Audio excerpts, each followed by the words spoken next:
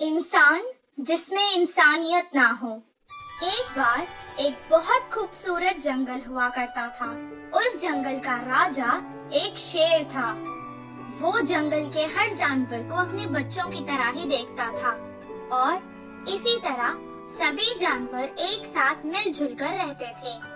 एक दिन एक हाथी पेड़ से फल तोड़कर खा रही थी और अचानक उसे चक्कर आ गए और वो गिर गई। उसे गिरा हुआ देखकर जंगल के कुछ हाथी वहाँ आ गए और वो उससे उस जंगल के वैद्य के पास ले गए। बंदर वैद्य ने इसे कुछ नहीं हुआ है, परेशानी की कोई बात नहीं है, ये माँ बनने वाली है।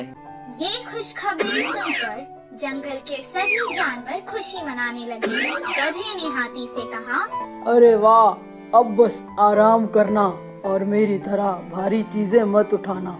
हिरन ने भी कहा, तुम मेरी तरह कूदा मत करो, आराम से चलो। मंत्री लोमड़ी ने कहा, मेरी तरह जो मिले वो मत खाना, अच्छा खाना खाओ। कौवे ने कहा, तुम्हें अगर कुछ भी चाहिए तो मुझे आवाज दे देना।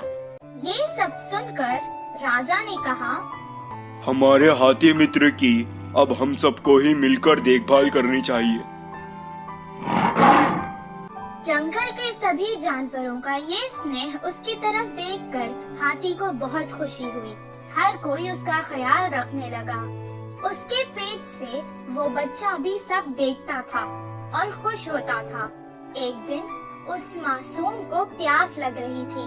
माँ, मुझे बहुत प्यास लग रही है, पानी पी लो ना। वो जंगल के पास की नदी के पास गई और पानी पीने लगी। पानी पीकर वो खुश हो गई और कहने लगी, माँ, मुझे सारा जंगल दिखाओ ना, मैं देखना चाहता हूँ। तब वो धीरे धीरे चलते हुए उसे सब कुछ दिखाने लगी। उस खूबसूरत जंगल को देखकर उसके बच्चे को बहुत खुशी हुई। अचानक वो रास्ता भटक गई और जंगल के पास के गांव में आ गई। उस गांव में दो शरारती बच्चे रहते थे। वो हमेशा सबको सताते और खुश होते थे। गांव के मुखिया की कई डांट पड़ने के बाद भी वो ना बदले, बल्कि उनकी शरारत दिन ब दिन और बढ़ती चली गई। कुछ दिन बाद उन्होंने सोचा कि पटाखों के साथ कुछ शरारत करते हैं। तब उन्होंने वो पटाखे एक अनानस में भर डाले और रख दिए। तभी वहाँ से वो हाथी जा रही थी। पटाखों से भरा अनानस उन्होंने उस बेचारे हाथी को खिला दिया। वो खाते ही अचानक हाथी के मुंह में वो अनानस फट गया और उस बेचारे हाथी का मुंह बुरी तरह से जख्मी हो गया। वो बेचारी तड़पती हुई यहाँ वहाँ भागने लगी, लेकिन उसे ऐसे देखकर उन दोनों शरारती बच्चों को बहुत मजा आने लगा। वो भागते भागते वापस जंगल आ गई और अपने मित्रों को सारा हाल सुनाने लगी। वो सब एक जगह जमा होकर बहुत दुखी हो गए। उसे सुनकर बंदर ने कहा, ये बहुत गंभीर समस्या है, इसका इलाज मेरे पास नहीं है।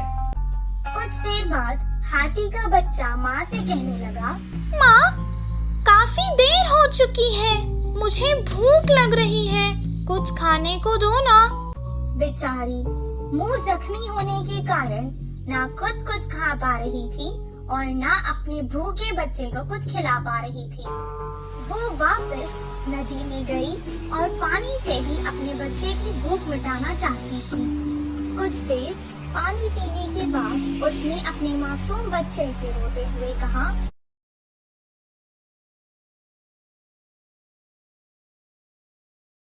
इतना कहकर उसने अपनी जान दे दी। हाथी की मृत्यु देखकर जंगल के सभी जानवर दुखी हो गए और उस घटना के बाद कभी कोई उस जंगल से बाहर नहीं गया।